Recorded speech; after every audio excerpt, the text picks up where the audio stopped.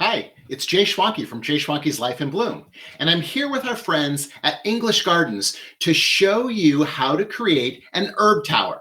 And actually, I'm going to call this an herb and culinary tower because it's a great way for us to create a container garden that's going to be available for our herb and culinary needs. And it's a fun way to do it too. It's one of my favorite projects. So what I did was I grabbed 3 of these pots. They're 3-sized pots.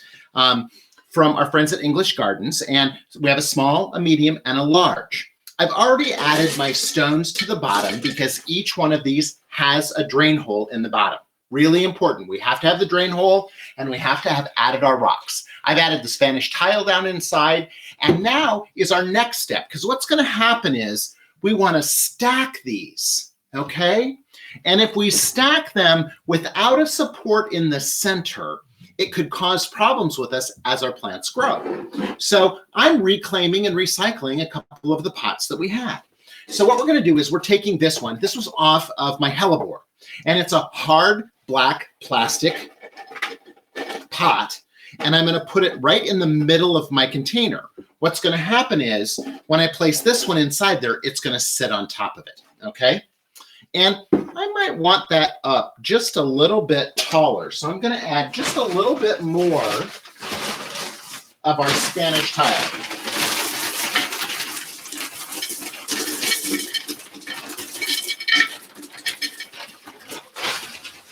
You've got different opportunities for different types of rocks. Spanish tile works really great. The river rocks work great. If you use volcanic rock, that will reduce the weight in your containers if you need to move them around. So that might be something important. There we go. That's a little bit better. It's right up at the edge of the container. Now it's time for us to add our soil. So we're using the Proven Winners Premium All-Purpose Potting Soil. And we're just going to put that around our pot right here. If you want, you know, if some fall down inside, that's okay. Not a problem. Okay. But this is going to be the construction for us, and then we're going to be able to plant all the way around. Okay. And of course, we're going to add some of our organic garden tone. I love that because, again, we want to grow everything organically because we're going to be consuming the things that are grown in here. So we want to make sure that we're using an organic soil enhancement, okay? Then our pot's going to sit up there like this. Pretty wonderful, right? And so again, in this one, I'm going to use one of my Proven Winners containers. Again, real hard plastic. And it sits down inside there, and then I'm going to add my soil around the outside.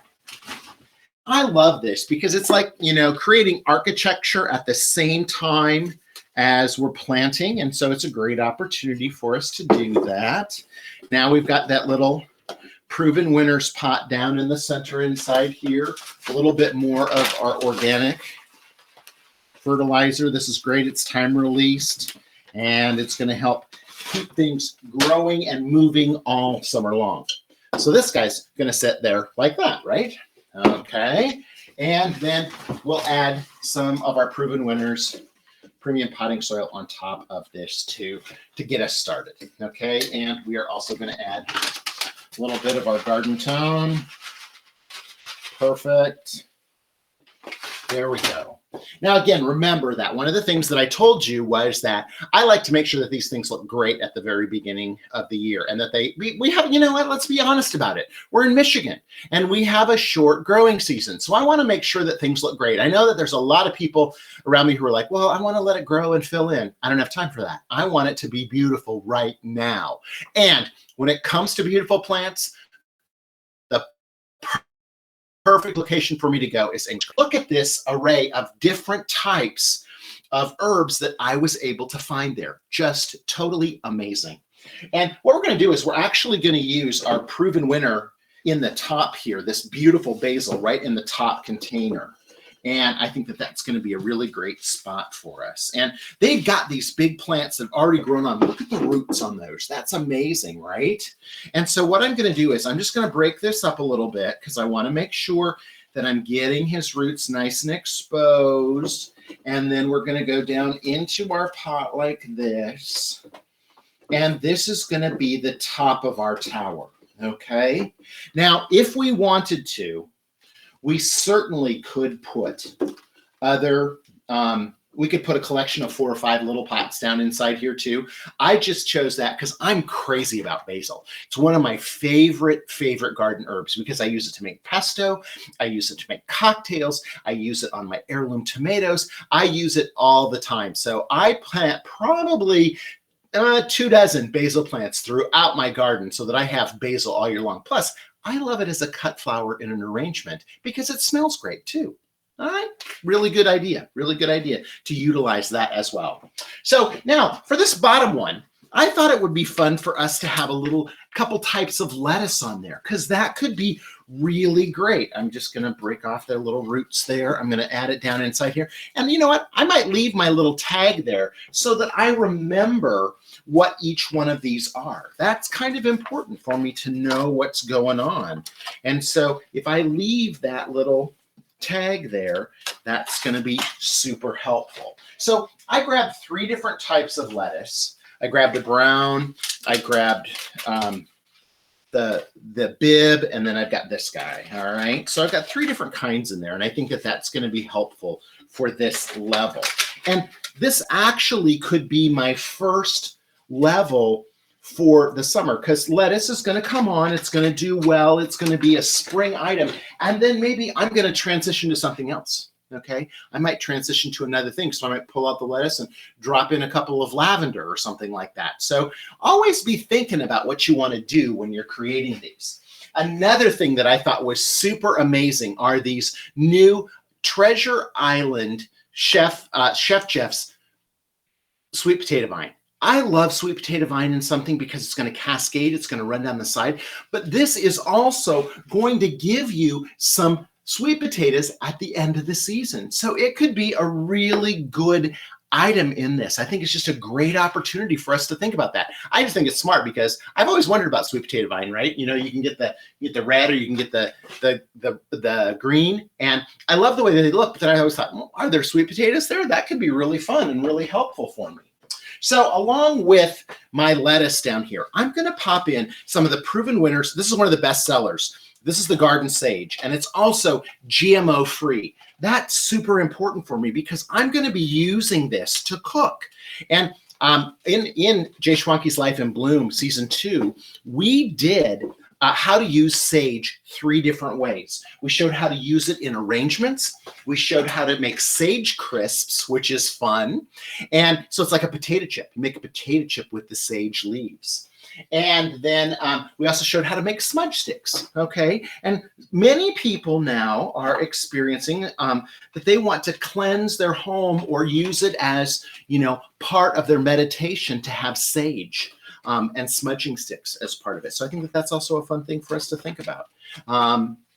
We show how to do that on that season episode as well. I have the variegated sage and the other because I like both of them. The way that they look, I think, is really important. So I've used 2 different types of those. Now, again, the other things that are a must-have in my garden is I want to have some parsley. So here's my little parsley plant that I'm going to put right between my sage and my lettuce on this side. And I'm going to leave its little tag in place too. And then I have to have cilantro. Crazy about cilantro, and especially when I'm cooking, when I'm making fajitas in the summertime, when I'm making my avocado dip, I want to have cilantro. And so I also have to come back and plant my cilantro usually a couple times, you know, because I will cut it off and use it all up. So, you know, just a great opportunity for us to have that cilantro in there. It looks like I have room for one more thing. And so I think I am going to add this little guy, not an herb, but attractive.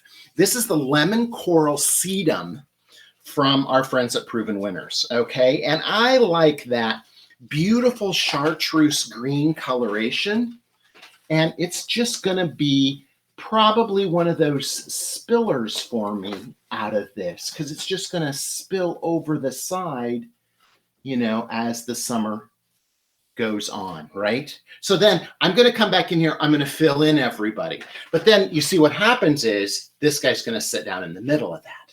So let's get this guy set up. All right. And on this one, This is one of my favorites. This basil, Pesto Perpetuo. Okay, I love it. It's a variegated color basil. It's absolutely glorious. It smells so good. It tastes so good. So it's a perfect opportunity to include that inside here.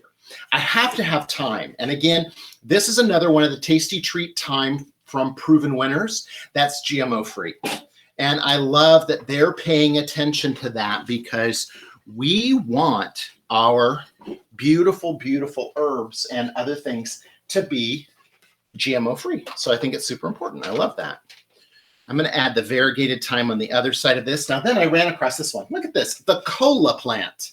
Okay, it is an artemisia. It's Chef Jeff, and it has a cola taste. So you can add it. You can use it on as a cooking herb, and there's all sorts of instructions on the great little tag. So again, I'm going to put that tag in there so I remember what I've planted in my culinary garden. Super important.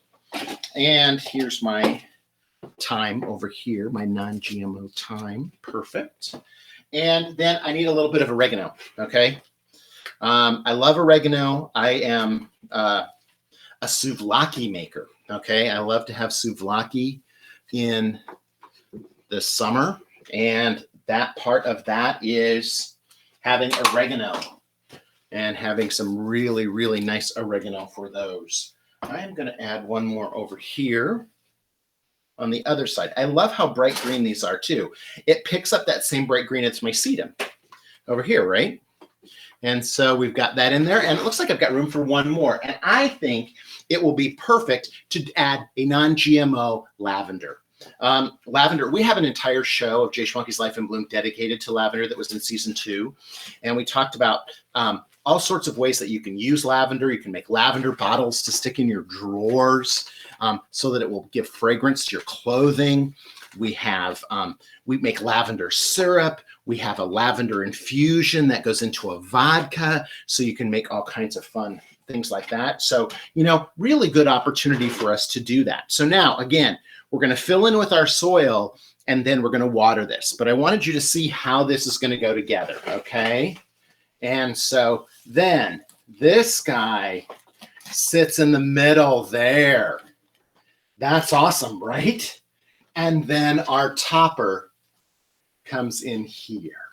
And I'm tucking it right down in between all those plants and sitting it right on top of my pot inside there so that it's going to sit inside there and look wonderful. There we go. Okay. Ta-da! Now look at that.